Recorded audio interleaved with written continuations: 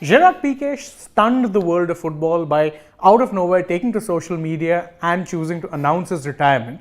But he didn't just retire from the game of football and say that, oh, I'm going to retire at the end of this season or I'll see out my contract. No, he said that this weekend, the game against Almeria at La Liga will be my final game for Barcelona.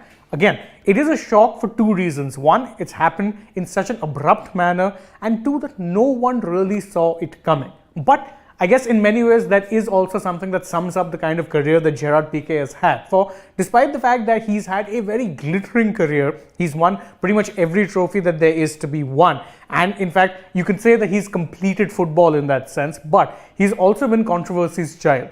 He has said and done many things that has made him less than endearing to a lot of sections of the Spanish football fan base, especially those based in the capital city of Madrid.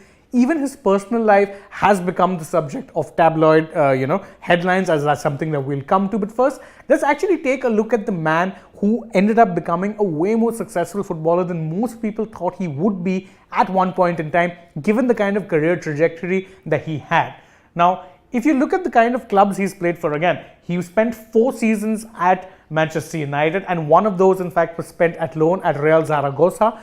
After that, he ended up leaving Manchester United. He rejoined Barcelona, who in fact, he was part of their youth teams but never played a senior match for them before he left for United. But when he rejoined Barcelona, he rejoined at a time when the club was about to break through and become the club to be in Europe once again. First season that he joined, remember, it was Pep Guardiola's first season, the club won it all. And since then, Barcelona became fixtures of the modern European game, consistently challenging for European honours, domestic honours, you name it, they were winning everything. And Pique can proudly say that he was part of not one, but 2 great Barcelona teams. The first was, of course, Pep Guardiola's tiki-taka era, and the second, of course, was the MSN side coached by Luis Enrique. So, pretty glittering career, and why I said it was surprising that he achieved the kind of heights he did is due to the fact that when he was at Manchester United, he was at best the 3rd or 4th choice centre-back for the club. Remember, at that point, the club had a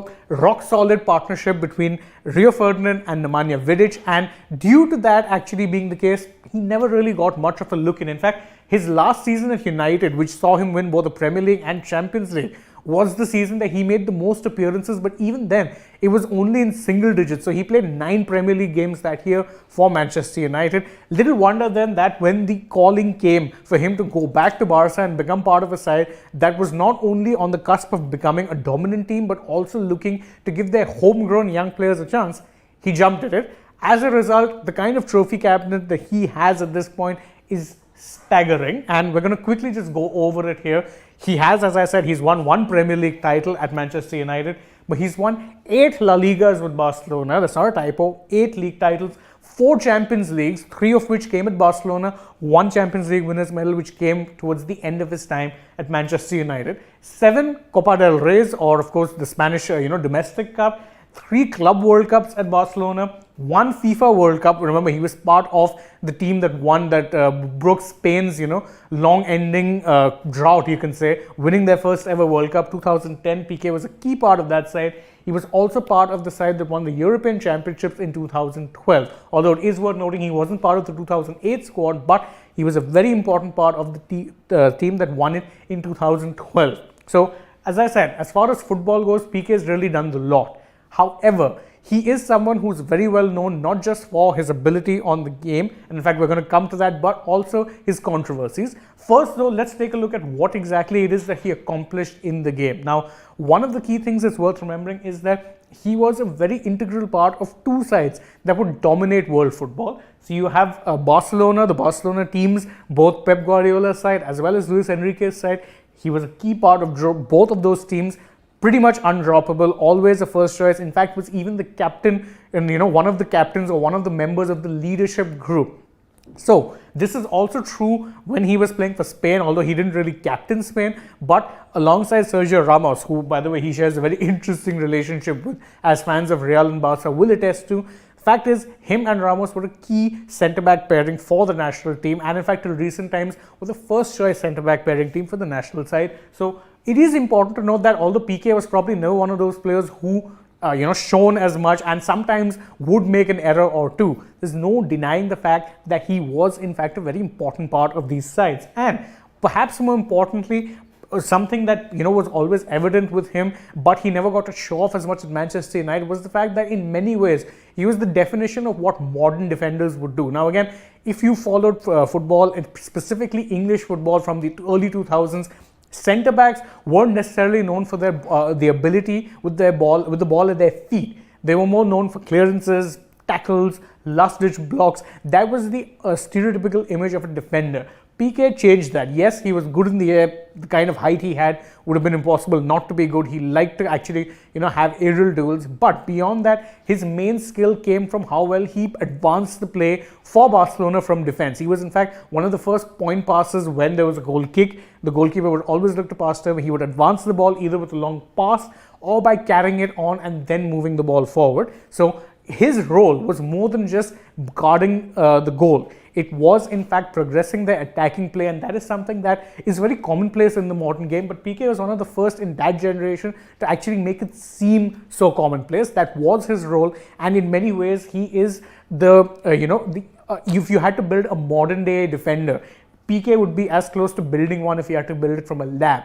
That being said, great player, had a lot of trophies, but let's get to the part where we talk about his controversies, because, well, believe you me, there's been a few of those. First off, this year, you'd remember there was a bit of a scandal with him and his partner Shakira, where it was in fact revealed that Pique had in fact been cheating on her.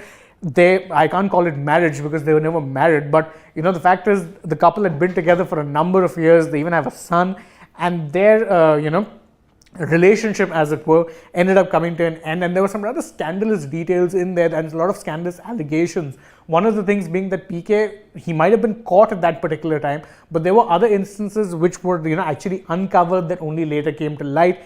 Won't be taking names for very obvious reasons, but the simple fact is that relationship, which actually many people admire, didn't seem to be as perfect on the inside as it appeared on the outside. Now, if you're beyond just his personal relationships, his personal politics also made him a target for the Madrid media in particular. Why?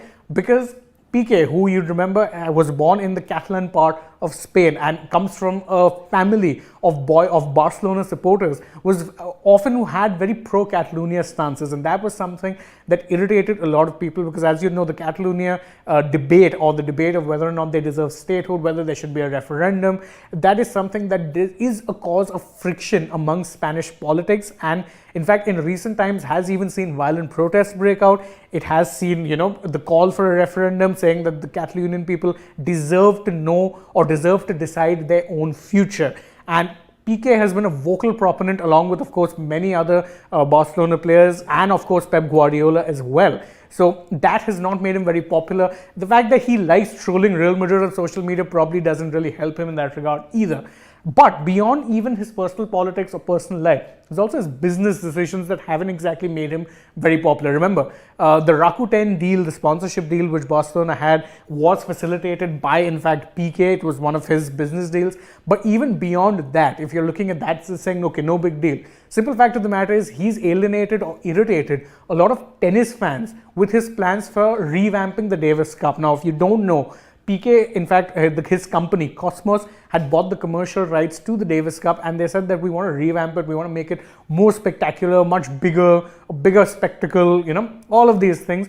And that is something that has drawn the ire of a lot of tennis players, including the likes of, Roger Federer has spoken out against it. Alexander Zverev has been very vocal, opponent of what plans Pique has. So in that sense, Pique has not exactly done a lot to endear himself to far too many people, and that's one of the reasons why he leaves behind a rather complicated legacy. Now, that's not to take away anything from his accomplishments as a footballer. Again, as I said, he's completed football, and the simple fact is most players would kill to have the kind of trophy haul that he's had. However, he's also a very outspoken, often brash character, and his many controversies have sometimes contributed to him being viewed in a less favorable light than he should have. But that's just how I feel. What do you guys think? Let us know in the comments below, and don't forget to like the video, share it with your friends, subscribe to the channel if you haven't already, and tap that bell icon so you know when we're going live or uploading a new video for you guys. Then You can go ahead and follow us on Twitter, Facebook, and Instagram as well. Thank you all so much for joining us. I hope to see you with us